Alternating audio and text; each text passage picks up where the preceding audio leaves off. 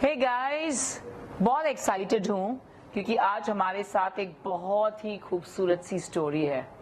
Starting from working at a grocery store to achieving accolades, चाहे वो real estate world हो, banking sector हो या at the same time being an entrepreneur हो। स्वागत करते हैं हमारे वाव टॉक के स्टार स्पीकर का, मिस्टर राकेश बमोला, जो डायरेक्टर हैं TNT group Noida, banking expert, star athlete और social enthusiast. Let's give it up for Rakesh Bamola.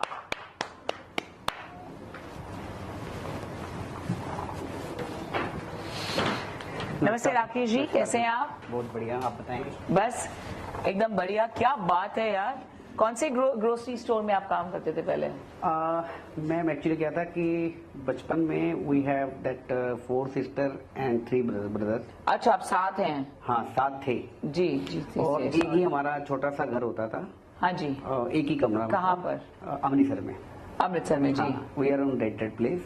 जी। ठीक है, तो when I am 6th standard, तो मेरे फादर जो थे वो मतलब ऑलमोस्ट बेड पे आ गए थे। तो उन्होंने बोला कि मैं अब आपको पढ़ा नहीं पाऊंगा। तो आप छोटे थे? हाँ, 6th स्टैंडर्ड। हाँ मतलब नहीं, आप सबसे छोटे थे? लेकिन हाँ, तो मैं सबसे छोटा था। हाँ, इसलिए। तो 6th स्टैंडर्ड में था मैं, तो मेरे फादर ने बोला कि भाई अब देखो हम आपको पढ़ा नहीं पाएंगे, तो अब आप अपना खुद देख लीजिए। तो मैंने कहा भाई पढ़ना तो है मुझे, कोई बात नहीं, मैं खुद ही कुछ ना कुछ अरेंज करता हूँ। तो मेरे घर के पास ही एक ग्रोसरी स्टोर था, मैं उनके पास गया तो मैंने उनको बताया कि भाई आपके पास अगर कुछ मेरे लिए काम हो तो आप मुझे बताइएगा। तो उन्होंने बोला कि आप कितना टाइम दे पाएंगे हमें। तो मैंने बोला भाई मेरा 2-3 बजे तक तो स्कूल होता है, तो 3-3:30 बजे के करीब मैं आ सकता हूँ, और उसके बाद 7-8 बजे तक जब भी आपकी शॉप बंद हो जाएगी तो मैं फिर चला जाऊँगा। तो उन्होंने ठीक है, हम आपको ऑलमोस्ट 100 रुपीज़ देंगे। रोज का? मतलब रोज का नहीं, महीने का। Okay okay. तो मैंने वो ग्रोसरी शॉप, सुबह स्कूल जाता था, स्कूल से वापस आता था, खाना खाने के बाद ग्रोसरी शॉप में जाता था। वहाँ पे लोगों की लिस्ट होती थी कि ये हमें चाहिए, उस लिस्ट के हिसाब से हम चीज़ों को तोलते थे। लेडीज साइकिल, जिसका डंडा नहीं होता, वो आपने देखी लेडीज साइकिल?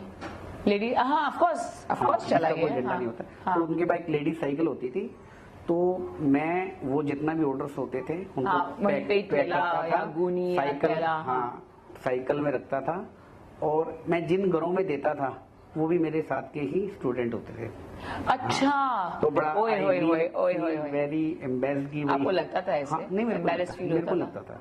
नहीं लगता था क्योंकि मैं पढ़ने में इतना तेज था कि अच्छा, बचपन से इतना शौक था आपको? तो पढ़ने में मैं इतना तेज था कि आखिर क्लास में आके उनको कहीं ना कहीं मेरे साथ कॉम्प्रोमाइज करना पड़ता है कि भाई ठीक है, पढ़ने में अच्छा, पर उन्हीं के ऑब्वियसली फ्रेंड्स ही हैं आसपास के। हाँ जी।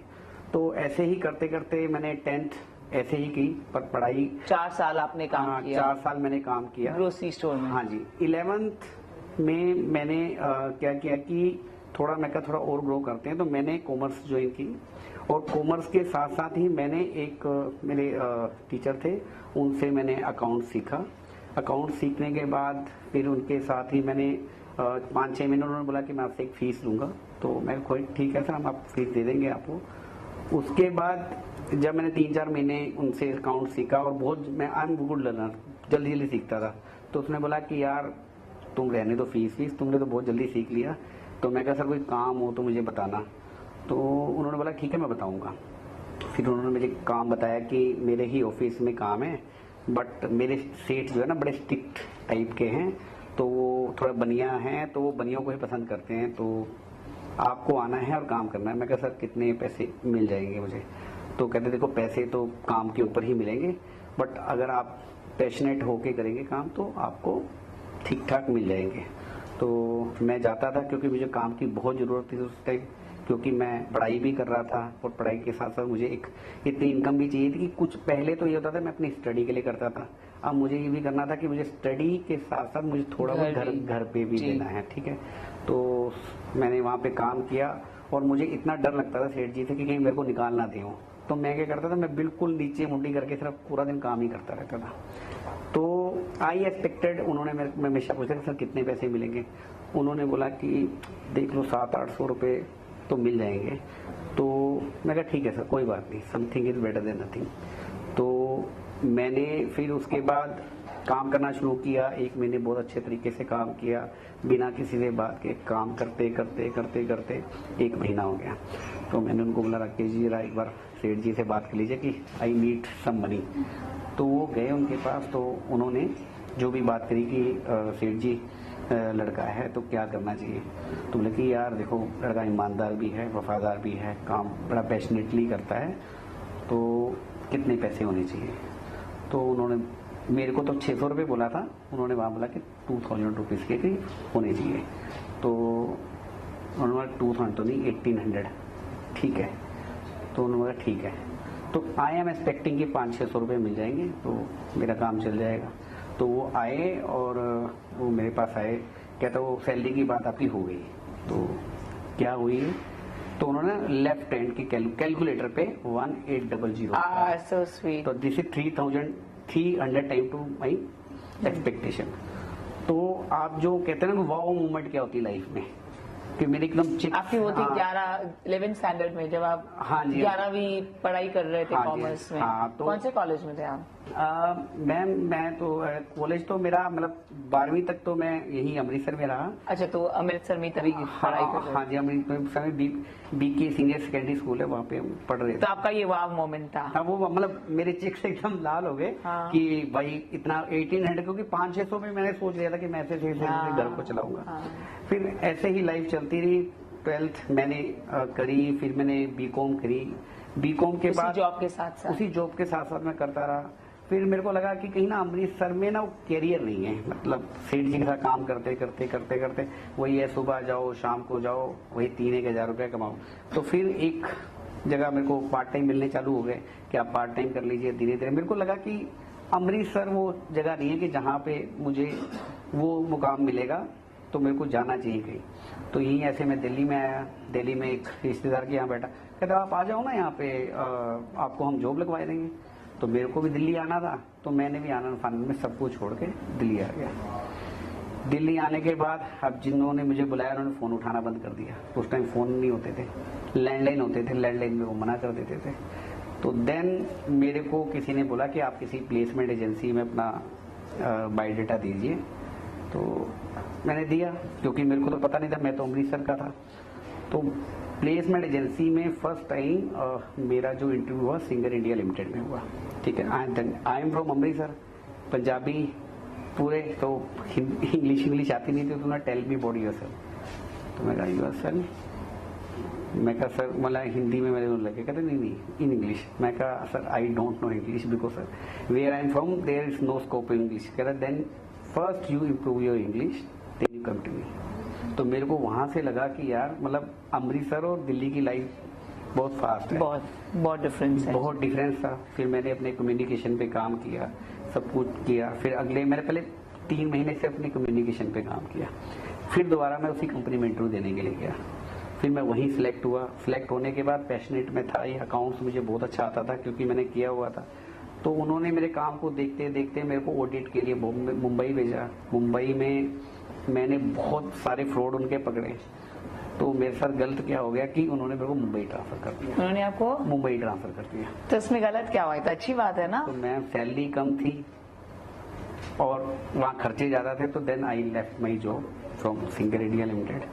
तो जॉब कोई नहीं मिली, तो ऐसे घूमते रहे। उस टाइम एक्चुअली रिलायंस आया था मार्केट। अच्छा जी, ओके।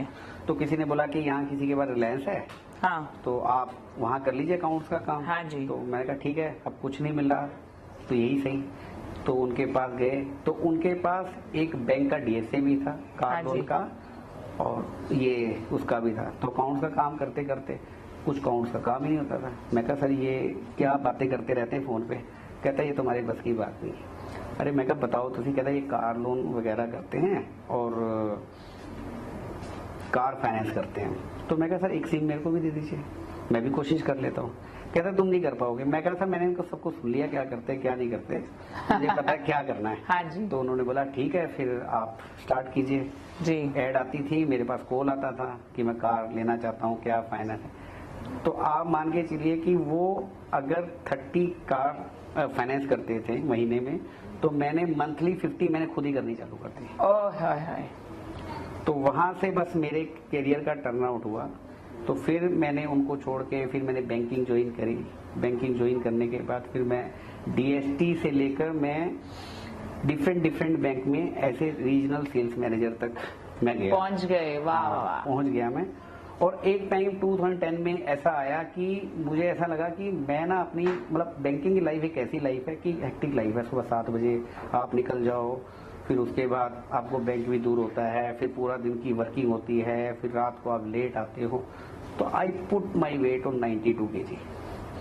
और मेरे को ऐसा लगा कि यार ये जिंदगी में तो इतनी टेंशन, मैं जब से सुबह बैंकिंग में इतनी टेंशन है तो छोड़ते हैं इसको, ये बहुत ज्यादा है नहीं मेरे लिए हेल्पफुल। तो एक दिन मैं अपने बॉस के साथ इधर से आ रहा था, तो आपने कभी लोधी रोड गए कभी? जी बिल्कुल। तो लोधी रोड से नीचे उतरते साईं मंदिर आता है जी। तो मैं कहा सर 2 मिनट के लिए रोक देना जरा। तो बाबा को देखा, उन्होंने क्या बोला, मैं कहा sir I left my job. तो उन्होंने बोला यार ये क्या हुआ? मैं कहा नहीं अब मुझे नहीं करनी। तो बोले करोगे क्या? तो मैं कहा सर अपना बिजनेस करेंगे, अपनी कंसल्टेंसी करेंगे। तो उन्होंने बोला कि भाई अभी तेरा 13-14 लाख रुपए का पैकेज है, 1-1.5 लाख रुपए तू भी ले रहा है, तू कहाँ से स्टार्ट हुआ यहाँ तक आया, कल की डेट में इमीडिएट फैमिली को कैसे करूँ? मैं कहा जी फैमिली को भी देख लेंगे, अभी तो मेरे को आप जाने दो। फिर आए, कंसल्टेंसी स्टार्ट करी। कंसल्टेंसी स्टार्ट करने के बाद 7-8 साल अच्छे लेवल पे कंसल्टेंसी करी, अपने आप को सेट किया। फिर मुझे लगा कि मैं कंसल्टेंसी तो कर रहा हूँ पर अपने सेहत पे ध्यान नहीं दे रहा हूँ। तो एक लेवल पे जैसे होता ना कि एक स्टेप आप फिटनेस में भी थे? हाँ, रियल एस्टेट, हाँ, फिटनेस सभी कुछ। उसके बाद 2016 में मैंने फिटनेस में गया। मैं मेरे एक मेंटर थे अमित मक्कड़ जी, उनके पास में गया। वो भी फेसबुक पे उनका एक शेयर होता था done and dusted 3 kilometre 4 kilometre. मैंने कहा यार मेरे को भी आना है, कैसे होती है रनिंग स्टार्ट? कहता आप आ जाओ स्वर्ण जयंती मैराथन। हाँ, पहले स्टार्ट किया 2-3 किलोमीटर से। 2-3 किलोमीटर से स्टार्ट करते करते करते करते पैशन हो गया वो। तो 2016 में मेरा वेट था 92 kg और 2017 में my weight is down to 68 kg। और मेरी जो टाइमिंग थी 1:37 मैंने 21 किलोमीटर में किया था। 10 किलोमीटर एक साल में ही मैंने 43 मिनट में किया था। और उसके 2 साल बाद मैंने फुल मैराथन करी थी 3:26 मिनट में। वाह। उसके बाद देखा कि यार मैं फिट हो गया तो और लोग क्यों नहीं फिट हो सकते, क्यों ना लोगों को प्रोत्साहित किया जाए। तो मैं जहाँ पे इंदिरापुरम में रहता हूँ, फिर जैसे नाम आदमी का होता रहता है, लोग आपको फिर फॉलो करते रहते हैं, फिर आपको इंस्टा में भी फॉलो करते हैं क्योंकि आप एक फिर स्टार बन चुके होते हैं। फिर लोगों ने मेरे से पूछना चालू किया कि सर रनिंग कैसे स्टार्ट करें क्या। तो हमारा खुद का एक इंदिरापुरम में ही ICR के नाम से कोई 42 पीपल्स का ग्रुप है। अच्छा। जो हम सुबह 5 बजे वहाँ पे पहुँच जाते हैं। अलग अलग टाइप है, कोई A ग्रुप में भागता है, कोई B ग्रुप में भागता है, कोई C ग्रुप में भागता है, कोई उसमें लेडीज भी होती हैं, जेंट्स भी होते हैं। उनको हम फिर ट्रेनिंग देते हैं कि रन कैसे करना है, इंजरी फ्री रन। अभी आप क्या करते हैं? हाँ, अभी मैं से डायरेक्टर ऑपरेशन हूँ TNT ग्रुप में, जिसमें I am taking care of entire construction. मेरी कोई कंस्ट्रक्शन का बैकग्राउंड नहीं है, पर कंस्ट्रक्शन, बैंकिंग, सेल्स एंड पूरा architecture which I am leading here. वाह वाह, क्या बात है, बहुत मजा आया सुनकर। वैसे बहुत लंबी थी आपकी स्टोरी, आपका एक ही आंसर, लेकिन मुझे बड़ा मजा आ रहा था आपका ग्राफ देखकर। और जिंदगी में क्या इम्पोर्टेंट है, अगर कुछ भी पाना हो, कामयाबी हासिल करने के लिए आपका डेफिनेशन क्या है कि क्या चाहिए, वो कौन सा जुनून चाहिए, कौन सी शक्ति चाहिए, कौन सा पावर है जो आपसे सब कुछ करवाता है? वो पावर है मेरे मेंटर लॉर्ड कृष्णा, क्योंकि वो एक ही चीज पे काम करते कि आप सिर्फ कर्म कीजिए। मैं अपने ऑफिस में भी देखता हूँ लोग थोड़ा सा काम करते हैं और सर देखो मैं कितना काम कर रहा हूँ, सर मेरी सैलरी का देख लेना, ये देख लेना वो। पर मैं अगर अपनी जर्नी को देखता हूँ, मैंने ओनली अपनी कॉम्पिटेंसी पे काम किया। तो you work on your competency only. आप छोड़ दो ना, भगवान श्री कृष्ण कहते हैं आप कर्म करो और फल मेरे पे छोड़ दो। हम कर्म करते ही फल की जब इच्छा रख लेते हैं, दैट मीन्स हम उनके ऊपर बिलीव नहीं करते। तो अगर हम कर्म करते हैं और फल उनके ऊपर छोड़ देते हैं तो फल ये है कि आज मैं वहां से ऐसे ग्रोसरी शॉप से यहाँ ऐसे डायरेक्टर ऑपरेशन हूँ। और मेरी जो कंपनी है स्टार्टअप थी, जब हमने स्टार्ट की 2018 में, तब हमने 2-3 करोड़ रुपए की हमने कोई इन्वेस्टमेंट करी थी। नाउ अभी 10,000 CR की हमारी कंपनी है। क्या बात है, बहुत अच्छा, wonderful. So it is a faith, आपका फेथ है, फेथ है, divine मतलब faith मेरा है डिवाइन फेथ है कृष्णा पे कि बस सिर्फ कर्म करो, कि मैं अपना कर्म कर रहा हूँ, फिर जो आना है आने दो। पर आएगा ही ना, वो तो आएगा ही। वो 300% आना है। आप सिर्फ काम करते रहिए, अपनी जो भी मिस्टेक्स है उसको, एक बार मिस्टेक हो दैट इज लर्निंग, उसके ऊपर एक प्रोसेस बना दीजिए, दोबारा मिस्टेक नहीं। बस मिस्टेक होनी चाहिए। अगर मिस्टेक नहीं है आपकी लाइफ में, दैट मीन्स कि अब आपकी लाइफ खत्म हो चुकी है। तो मिस्टेक करते रहिए, और सारी मिस्टेक हम तो खुद तो करते नहीं, छोटी सी तो लाइफ है, तो दूसरों की मिस्टेक से भी सीखिए। अपनी लाइफ में कितनी सारी मिस्टेक कर लेंगे। तो क्या बात है, बड़ा मजा आया, बड़ी दिलचस्प है आपकी कहानी, और really very nice and very happy. और आपको यूं ही सफलता और कामयाबी मिलती रहे, और आपकी स्टोरी लाखों को इंस्पायर करने जा रही है। Here at our WOW Talk, so let's give it up for Mr. Rakesh बबोला। Rakesh ji, वो आपने ऑफ कोर्स हमें टिप्स भी दिए हैं, लेकिन यूथ को क्या कहना चाहेंगे आजकल, कि आपने तो बचपन से काम किया, 6th स्टैंडर्ड से आप 6वीं स्टैंडर्ड में थे, तब से आपने काम किया, लेकिन आज यंगस्टर्स आजकल रील्स बनाकर भी अच्छा कमा रहे हैं, पैसा कमा रहे हैं। So it is not difficult, अगर कोई कुछ करना चाहता है तो आराम से कर सकता है। पर वो क्या मैसेज देना चाहेंगे, क्योंकि या तो वो अच्छा कर रहे हैं, या तो बहुत मुश्किल है, अगर उस चैन में पड़ जाओ तो वहां से निकलना बहुत मुश्किल है। सो ये दोनों तरह से आजकल हम गैजेट्स के साथ ही रहते हैं, जीते मरते हैं, हर रोज हम हर पल गैजेट्स के साथ है। तो कुछ कहना चाहेंगे?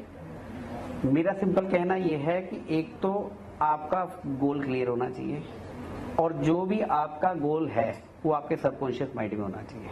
अगर आपके सबकॉन्शियस माइंड में है कि आपको अदानी बनना है या अंबानी बनना है, तो आप बन सकते हो, बट सब्जेक्ट टू वो आपका सबकॉन्शियस माइंड में वो बिल्कुल आ चुका हो कि मेरे को ये बनना है। अगर एक ग्रोसरी शॉप से यहाँ आ सकता हूँ बिना सपोर्ट के, तो मेरा एक सबकॉन्शियस माइंड है ना, मुझे कहाँ जाना है। और अभी मेरे और भी बहुत सारे गोल है। अगर मैं 2016 में मैं अगर रनिंग स्टार्ट करी और 92 kg से मैं अगर कि भाई कभी हो ही सकता कम, और मैं 63-64 तक गया। मैंने कभी नहीं सोचा था कि मैं कम से कम 50-60 लोगों को आज की डेट में मेंटरिंग कर रहा हूँ, 500 लोग मेरे को रिपोर्ट कर रहे होंगे। तो सब एक सबकॉन्शियस माइंड है। आप सबकॉन्शियस माइंड में उसको फीड कर लीजिए। फिट रहने के लिए सुबह जल्दी उठिए, आधा घंटा अपने शरीर को दीजिए, काम कीजिए और सोशल वर्क भी कीजिए। हमारा क्या कर सकता हूँ, तो एक मैं और फिनिश में गया तो आंटी से मैं मिला, तो आंटी ने बोला यार आप तो काफ़ी लोगों को जानते हो, हमारी कुछ हेल्प कीजिए। मैं कहा मैंने और फिनिश को छोड़ के अगर मेरे से अगर कुछ हेल्प लेना चाहते तो मेरा एक काम कर दीजिए। कह रहे, उन्होंने बोला क्या? मैं कहा ये जो बुजुर्ग होते हैं ना सड़क में मिलते हैं, हम उनको खाना खिलाते दोबारा वहाँ जाते मिलते नहीं है, तो क्या हम इनके लिए कुछ कर सकते हैं? तो बोले इनके लिए कर तो सकते हैं, पर बेटा बाकी काम कौन करेगा? मैं कहा बाकी काम मैं करूँगा, आप सिर्फ एक छोटा सा इनका इनिशिएट लीजिए। तो हमने एक छोटा सा 3 बेडरूम का फ्लैट लिया, 15,000 रुपये किराए पे। हमने लोगों को रेस्क्यू करना चालू किया, स्टेशन से हॉस्पिटल से लोग छोड़ जाते थे सड़कों पे, हम उनको लेके आते थे, लेके वो वहाँ पे लेके आते थे, फिर उनका इलाज कराते थे। तो इनिशियली क्या होता था कि रेंट भी होता था, बिजली भी होती थी, उनका खाना पीना भी होता था, बाकी चीज़ें भी होती थी, तो जेब से लगता था। फिर बीइंग ए रनर मैंने बोला कि आंटी ऐसे तो काम चलेगा नहीं, ये तो हर महीने का रहेगा। तो हमने एक रनिंग करवाई, रन फॉर ह्यूमैनिटी। उसमें हमने ऑलमोस्ट 1000 जो रनर थे उनको बुलाया, उनसे हमने 600 रुपीज़ लिए। उसके साथ हम स्पॉन्सर्स लेके आए, TCS को लेके आए, बाकी सारी कंपनी को ले, किसी ने टी-शर्ट दिए हमें, किसी ने मेडल दिए, किसी ने खाना दिया, गुरुद्वारा प्रबंधक कमेटी ने हमें पूरा खाना दिया। तो हमने बिफोर द पेंडेमिक हमने 8 लाख रुपीज़ इकट्ठे किए और उस संस्था को अपनी तरफ से दिए। आज की डेट में वो संस्था बहुत तरीके से चल रही है, बहुत सारे हमारे पास स्पॉन्सर भी हैं, काम भी कर रहे हैं। पहले हमारे पास 13 लोग थे, अब हमारे पास 20-22 लोग हैं। हमारा टारगेट है कि इनको 100 तक लेके जाना है। तो अभी हमने नई मुहिम चलाई है कि हर आदमी 1 गज दें हमें। हमने एक छोटी सी जमीन ली है अभी, उसमें एक आदमी से 1 गज के पैसे लेते हैं कि 15,000 रुपये आप गज दीजिए। उसको 100-150 गज तक लेके जाएंगे, 100-150 लोगों को वहाँ पे लेके जाएंगे। क्या बात है, wonderful wonderful proposal. Thank you so much, thank you Rakesh ji, बहुत बहुत शुक्रिया, बहुत मजा आया आपको सुन के। सिर्फ अपने अंदाज से वाव कहिए हमारे लिए। 1 2 3 I like that, thank you so much.